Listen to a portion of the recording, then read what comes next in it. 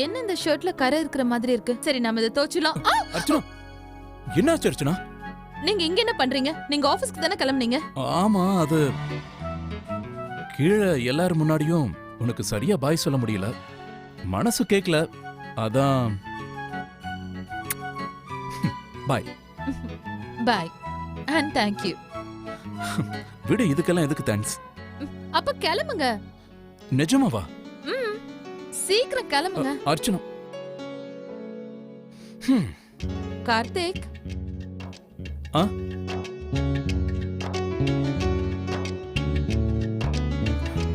ஓ,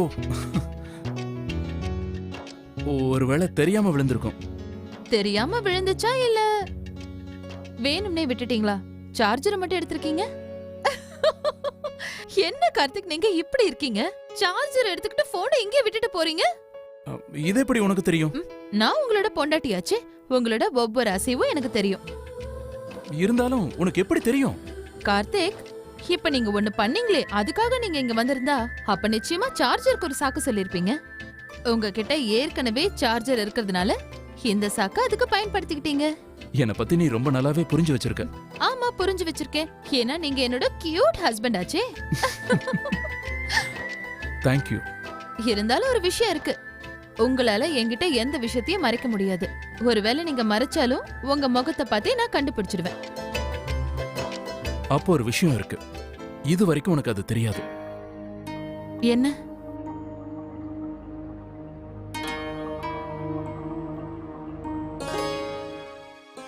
இந்த கார்த்திக் அர்ச்சனாவோட பைத்தியம். சொன்னதுக்கு ரொம்ப நன்றி.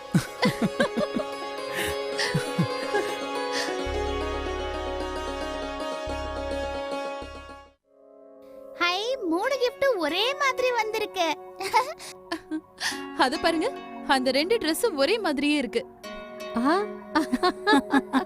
ஆமா, வழக்கமா நடக்கிறதுதான். பிறந்த நாளைக்கு பரிசுகள் வரும்போது சில பொருட்கள் அப்படி அமையறது சகஜம்தான். பெரியம்மா, எனக்கு இன்னும் ஞாபகம் இருக்கு. சின்ன வயசுல என் பிறந்த நாள் அன்னைக்கு எனக்கு ஒரே மாதிரி 5 டிஃபன் பாக்ஸ் கிடைச்சது. கடையில ஏதாவது அழகான பொருள் தெரிஞ்சா அதத்தான் கிஃப்டா குடுக்கணும்னு நினைப்பாங்க. குடுக்கறவங்க ஏதாவது புதுசா அழகானதா குடுக்கணும்னு நினைப்பாங்க. ஆனா அவங்களுக்கு என்ன தெரியும், மத்தவங்களும் அதே மாதிரி தான் யோசிச்சு கொடுப்பாங்கன்னு. அர்ச்சனா, யாருதுமா அது? அம்மா, இது இந்த கிஃப்ட அனிதாவும் சித்தார்த்தும் கொடுத்திருக்காங்க. ரொம்ப நல்லா இருக்குல்ல? 2 பேரும் நல்லவங்களா இருக்காங்க. அன்பு பாசத்தோட பழகின விருந்தாளிங்க. வீட்டை விட்டு போகும்போது மனசுக்கு கஷ்டமா தான் இருக்கும். ஆமா பெரியம்மா, அனிதா நம்ம குடும்பத்துல ஒருத்தியாவே மாறிட்டாங்க.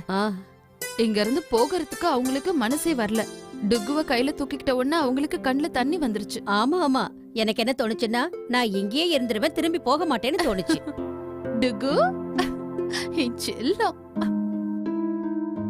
நல்லவேளை நீயே என்னை விட்டுட்டு போயிட்ட சித்.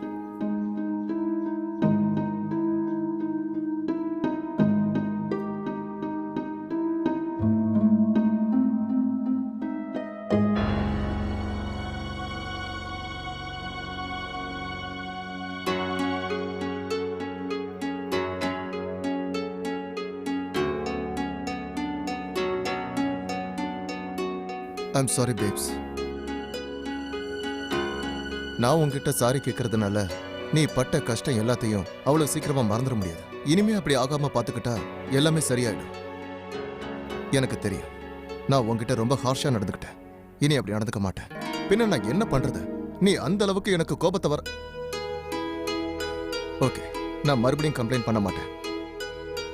Let's forget everything.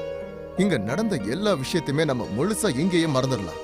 அங்க போய் ஃப்ரெஷ்ஷா நம்ம வாழ்க்கையை ஸ்டார்ட் பண்ணலாம். ஓகே?